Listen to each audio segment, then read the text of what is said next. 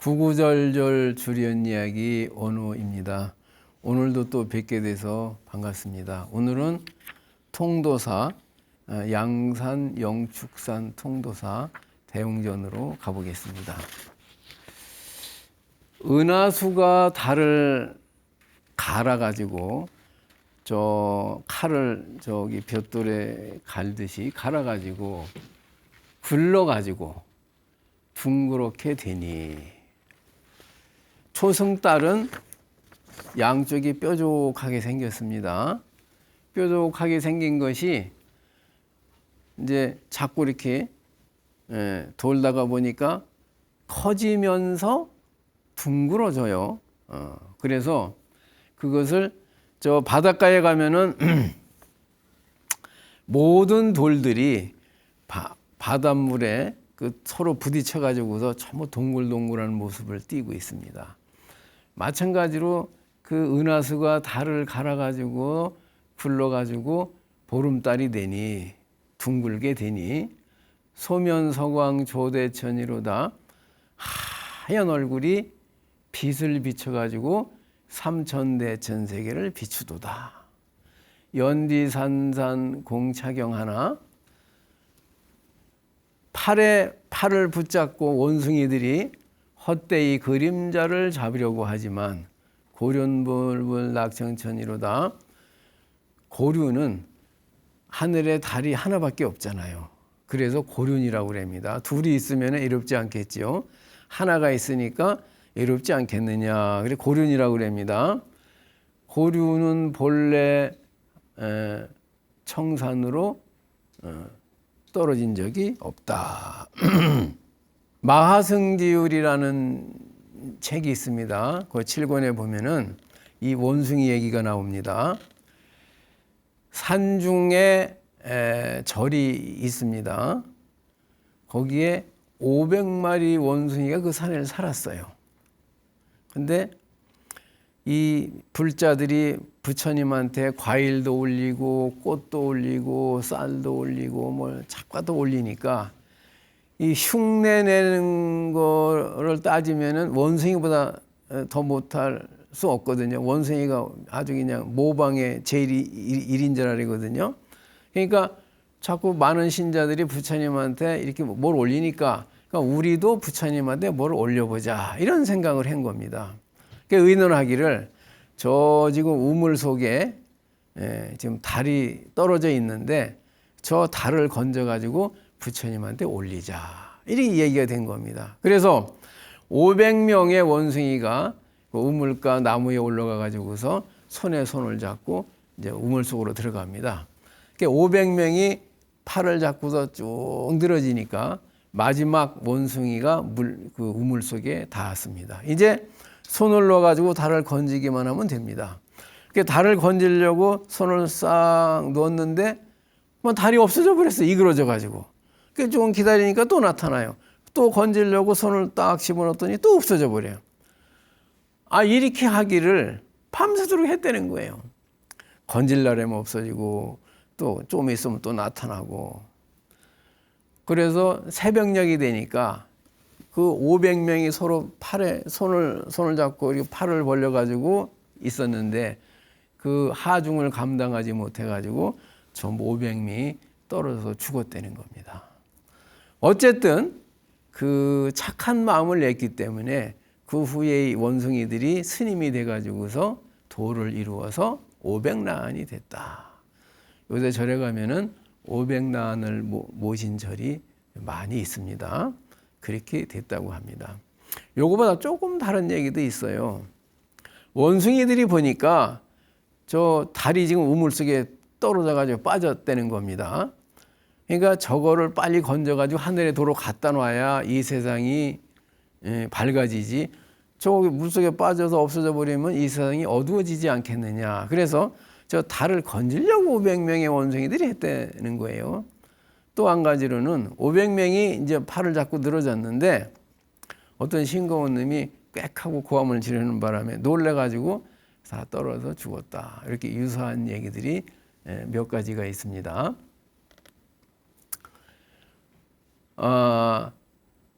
그 이제 초승달이 이제 보름달이 됐어요.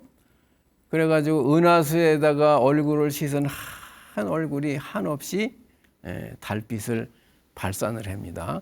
그러면은 이 삼천대천색의 우주에 이 달빛이 꽉 차게 됩니다. 근데 원숭이는 하늘에 있는 달이 우물에 비친 거를 모르고 달이 물속에 떨어진 줄만 알고 그거를 건지려고 한 겁니다. 그래서 그거를 공차경이라고 그럽니다. 팔을 연한 그 성성이라고 그랬는데 오랑우탄이라고 그랬는데 그 원숭이를 산산이라고 이렇게 부릅니다. 부질없이 쓸데없이 그림자를 잡으려 하나 달 그림자를 잡으려고 하지만 달은 본래 하늘에서 떨어진 적이 없었다. 이런 뜻입니다. 요 시는 당나라하고 송나라 때 중국의 문명이 문화가 가장 역사상 발달했다고 합니다. 그때 문장가들이 8명이 있었는데 그 사람들을 8대 문장가라 그러거든요. 그래서 당나라 때에 2명이 있었고 송나라 때 6명이 있는데 그 송나라 때에 6명 중에 3사람이 소순이라는 사람이 있었고 소식이 있었고 소철이가 있습니다.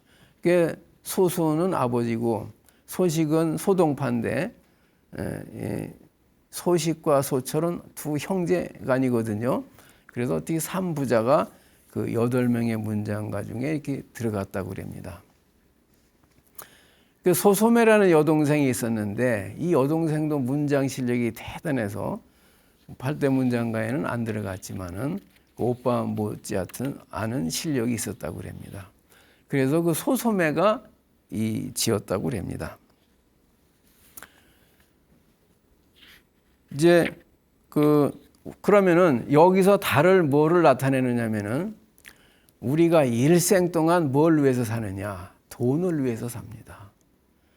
우리는 유물론 사상을 가지고 있기 때문에 불교는 무아 사상인데 전부 몸뚱이를 위해서 삽니다. 몸을 위해서 돈을 벌어야 되고 출세를 해야 됩니다. 눈이 원하는 것은 다 보여줘야 되고 귀가 원하는 소리는 다 들려줘야 됩니다. 코가 원하는 향기는 다 맡게 해줘야 되고 입이 원하는 음식을 제공해야 됩니다. 추우면은 따뜻하게 해주고 더우면은 시원하게 해줘야 됩니다. 또 출세를 시켜야 됩니다. 그러니까 우리의 일생이라는 것은 뭐 거창한 일을 하는 것 같아도 이 몸뚱이를 위해서 사는 겁니다. 그래서 이 몸뚱이가 좋다고 그러면 행복한 것이고 이 몸뚱이가 시원찮다고 그러면 불행한 거예요. 이 몸뚱이를 위해서 우리는 일생을 그렇게 죄를 짓습니다. 화를 내고 어리석은 짓을 합니다. 좋은 차도 사줘야 되고 좋은 경치도 보여줘야 되고 좋은 음악도 음식도 끊임없이 제공해야 되는데 아무리 열심히 해준다고 하더라도 이 안이비들 신이는 이만하면 됐다는 소리를 안 합니다. 계속 욕을 합니다. 그래서 이 몸뚱이를 위해 살다가 잘못하면 일찍 죽는 수도 있고 끝내 몸뚱이를 위해서 일생을 충성을 했지만 결국에 이 몸뚱이는 눈이 보이지 않는다, 귀가 들리지 않는다, 입맛이 없다, 다리에 힘이 없다 해가지고서 내 말을 듣지를 않습니다. 그래서 이제 늙어가지고서는 힘이 없어요. 그러니까 평생 충성을 했는데 아무 효과가 없는 겁니다. 그러니까 이제 누가 죽었다고 그래서 시달림을 해주러 갔어요. 딱 갔더니 죽은 사람이 병풍 뒤에 누워가지고 일어나질 않습니다. 그래서 아니 그 사람이 왔으면 좀 인사를 할 줄 알아야지 누워 있으면 되느냐고 그랬더니 그 죽은 사람이 뭐라 했냐면은 죽어도 못 일어난다는 거예요. 그러니까 갖다 그냥 불에 태우거나 묻어버리는 겁니다. 그게 사람의 일생이에요. 일생 동안 나를 위해서 그렇게 충성을 하고 추위 더위를 모르고 야근을 하면서 열심히 이 몸을 위해서 봉사를 했는데 결국 몸뚱이는 나를 배신하고서 저 세상으로 가버립니다. 그러니까 이 원숭이가 달을 건지려고 했던 거나 우리 인간이 몸뚱이를 위해서 그렇게 충성을 한 것이나 똑같다는 거예요. 원숭이가 달을 건지려고 한 것이 그것이 허망한 짓인 것처럼 우리가 몸뚱이를 위해서 그렇게 희생을 했지만 그것이 부질없는 짓이었다는 거예요.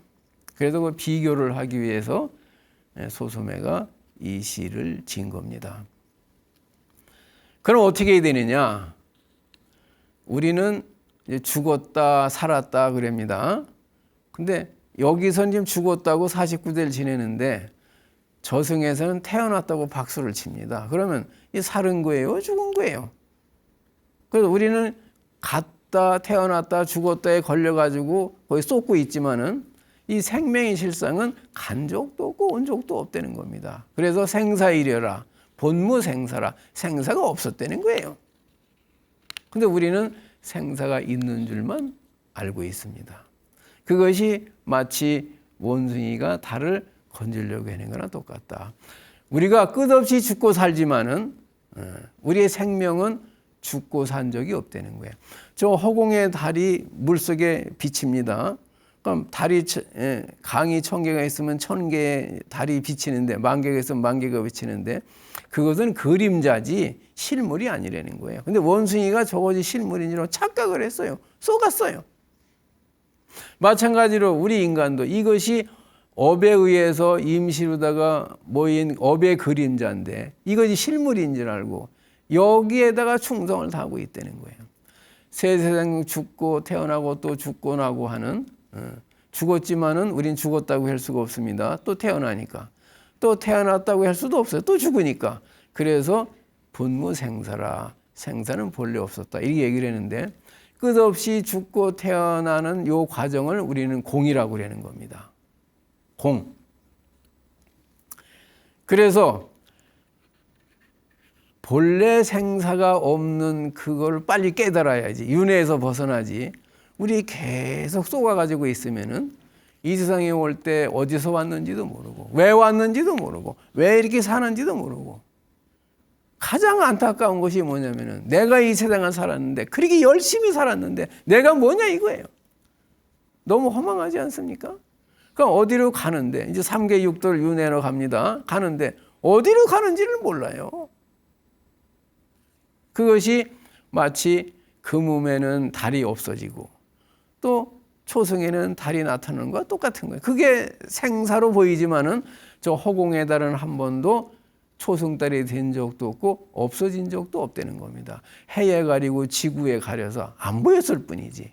지구가 돌아가니까 뒤에 또 숨어가지고 안 보였을 뿐이지 이 달은 언제든지 둥그런 모습으로 허공에 있었다는 거예요.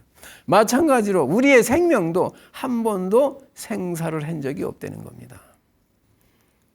근데 우리는 생사를 둘로 보기 때문에 생은 생이요 사는 사지만은 부처님이 봤을 때는 생사가 본래 없었다.